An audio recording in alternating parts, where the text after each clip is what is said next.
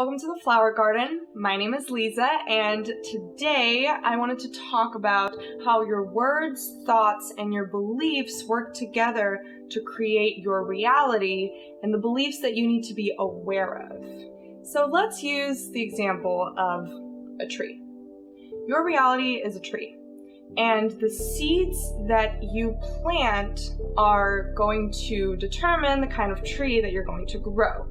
So let's say that the tree is your reality, and then the branches are your thoughts, and then the leaves are your words. The words are going to come and go, but you know that you're never going to have maple leaves on an oak tree because what you planted was an oak tree. So how do we change our leaves, meaning our words, in order to fit the type of tree, the reality that we want to have? First, we need to understand where those beliefs come from, so let's take a look at where they come from. Erica Williams Simon categorizes our beliefs into 4 categories. The first being internal, the second being firsthand, the third being produced, and then the fourth being cultural myths. So internal beliefs are based on string of experiences that have become your perception of reality based on past experience. And examples of those include things like, I am a nerd, I'm not sexy, or things like, I am not athletic enough, or I am athletic, or I am not good at XYZ. So things that have to do with anything regarding to yourself based on past experience. Things that aren't necessarily true in the grand scheme of things, but things that you have chosen to believe based on who you believe you are. While these seem to be set in stone, we don't realize that we've chosen to believe these beliefs.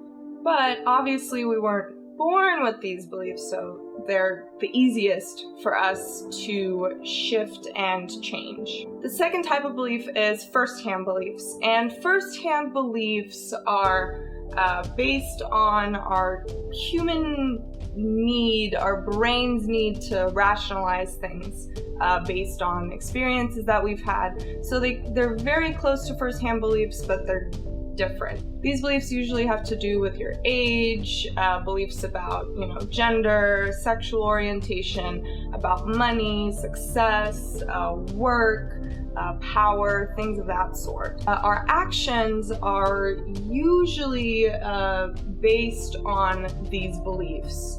Our actions or decisions end up being based on these beliefs. The truth is that our first-hand beliefs they're usually guesses about reality, things that we've gathered and we're like, this must be the truth. I must work hard to make enough money. I must, people in power are always going to stay in power and I'm going to stay where I am. Because first-hand beliefs are guesses about our reality, they don't always tell the full story. So because they don't tell the full story, they don't show us different options of what we can believe, and that means that we aren't aware of different beliefs that can serve us better. The third kind of belief is produced beliefs, and these beliefs are beliefs which have an author with an intention. The largest distributors of produced beliefs include TV shows, movies, books, songs, commercials, billboards, advertisements, and the news. The premise for produced beliefs is basically that, just like for a newspaper, there is an editor who decides what goes into the newspaper. With produced beliefs, there is someone who makes the active choice of what they're going to be presenting in order to serve their best purpose. So with produced beliefs, they can be dangerous in a way because you are not the one who is deciding what is being consumed if you're not aware of it, what you're consuming. If their intentions aren't your highest good, then we have to be very wary of them and really take them with a grain of salt. The point is that you are not the author of these beliefs, but you are consuming them daily. So we have to be careful with being aware of what it is that we're consuming, what kind of beliefs are present in the things that we're consuming, and actively choosing whether we want to believe them or not. The fourth kind of belief is cultural myths.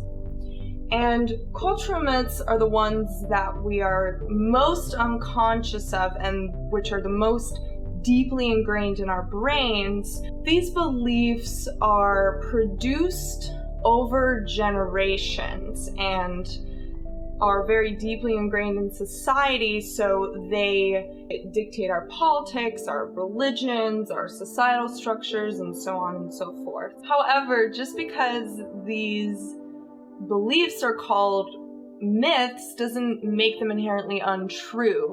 It just means that we have to be very careful with choosing them and identifying them, because otherwise we fall very easily into the trap of believing them just like everyone else. What we must do with cultural myths and any other belief, first and foremost, is we need to choose them, and choosing them means becoming aware. Some really big examples of cultural myths include the American dream, the idea that, you come to this country and you're going to have equal opportunity for everyone. That isn't something that is set in stone, but it is something that has been believed for over generations, and it's something that has just been accepted. But doesn't make it inherently untrue, but also doesn't make it 100% true. It just means you have to be careful of whether you believe it or not, and whether it's going to serve you to believe it or not. Another example is soulmates, the idea that there is only one person out there for you. And the last example that I'm going to use is the patriarchal notion that men need to protect women because women are inherently more fragile or weaker, and therefore they need protection. So those are the four types of beliefs. But what do we do with this knowledge? Now that we know there are all of these beliefs, what do we do? We have to recognize the power of our beliefs in creating our reality and learn methods to easily identify when these beliefs seep into our consciousness and rewrite them in a way that promotes our highest good and helps us reach the reality that we want to have. If you want to learn how to do that, make sure you turn on that notification bell, because in my next video, I'm going to be talking about how to rewrite your limiting beliefs and how to identify them. If you want to learn about shifting your mindset, law of attraction, the soul journey, make sure you check out these videos right here. And until my next video, I hope you have a good week and I hope you have a good day. Love you. Bye.